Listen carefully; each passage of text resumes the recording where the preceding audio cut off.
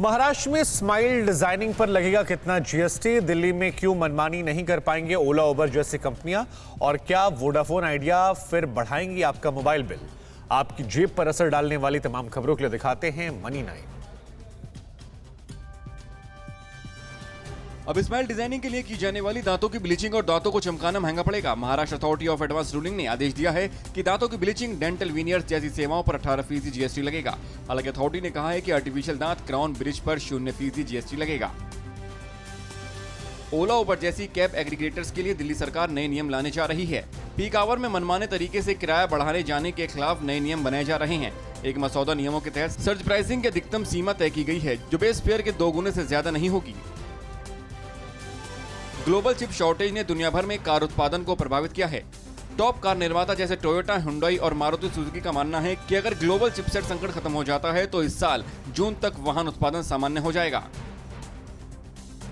IPO लाने की तैयारी में जुटी एलआईसी ने बताया है कि वित्त वर्ष 2021-22 की पहली छमाही में उसे 1437 करोड़ रुपए का लाभ हुआ है। एक साल पहले समान अवधि में उसे केवल 6.14 करोड़ रुपए का लाभ हुआ था। 2021-22 की पहली छमाही में एलआईसी का न्यू बिजनेस प्रीमियम ग्रोथ 554.1% रहा, जो एक साल पहले की समान अवधि में 394.76% थी। टेलीकॉम कंपनियों के मोबाइल टैरिफ प्लान महंगे हुए अभी 2 महीने भी पूरे नहीं हुए हैं और वोडाफोन आइडिया ने एक बार फिर प्राइस वॉर का बिगुल बजा दिया है। कंपनी ने कहा है कि इस साल या 2023 की शुरुआत में रिचार्ज प्लान की कीमत में बढ़ोतरी करेगी। जानकारों का भी कहना है कि कंपनियां 2022 में ही टैरिफ हाइक कर सकती हैं। ईएसआईसी की सामाजिक सुरक्षा योजना में नवंबर 2021 में करीब 10.28 लाख नए सदस्य शामिल हुए, जबकि इससे पिछले महीने में यह आंकड़ा 12.39 लाख रहा। राष्ट्रीय सांख्यिकी कार्यालय के ताजा आंकड़ों के मुताबिक ईएसआईसी की योजनाओं से जुड़ने वाले कुल नए कर्मचारियों की संख्या सितंबर से लगातार घट रही है। भारत की एविएशन इंडस्ट्री में बहुत जल्दी अफोर्डेबल सेगमेंट में कड़ी प्रतिस्पर्धा शुरू होने वाली है। राकेश झुनझुनवाला की आकाशा अप्रैल में पहली बोइंग 737 मैक्स एयरक्राफ्ट मिलने के बाद मई अंत तक या जून में कंपनी अपनी सेवाएं शुरू कर देगी। आकाशा एयर ने 72 बोइंग 737 मैक्स एयरक्राफ्ट का ऑर्डर दिया है, जो काफी ईंधन किफायती हैं।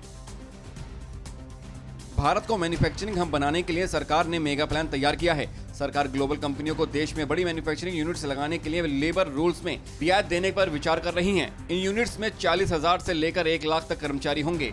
इसके अलावा आईटी हार्डवेयर के लिए लाई गई पीएलआई स्कीम में भी बदलाव होगा। ओला का अगला टारगेट अब इलेक्ट्रॉनिक कार लाना है। ओला जल्द ही 2 व्हीलर के बाद इलेक्ट्रॉनिक 4 व्हीलर सेगमेंट में भी प्रवेश करने जा रही है। सीईओ भाविश अग्रवाल ने अपने ट्विटर पर एक इलेक्ट्रॉनिक कार का प्रोटोटाइप भी शेयर किया है और लिखा है कि क्या आप इसे अपने पास गोपनीय रख सकते हैं। तो ये तमाम मनी 9 की खबरें थी। वैसे मनी 9 की खबरों के लिए ट्विटर, फेसबुक और इंस्टाग्राम पर आप हमें @money9 लाइव को फॉलो करें। तो मनी 9 के यूट्यूब चैनल को भी सब्सक्राइब करें ताकि आप लगातार अपडेटेड रहें। परवाह देश की, सोमवार से शुक्रवार रात 10 बजे TV9 भारतवर्ष पर।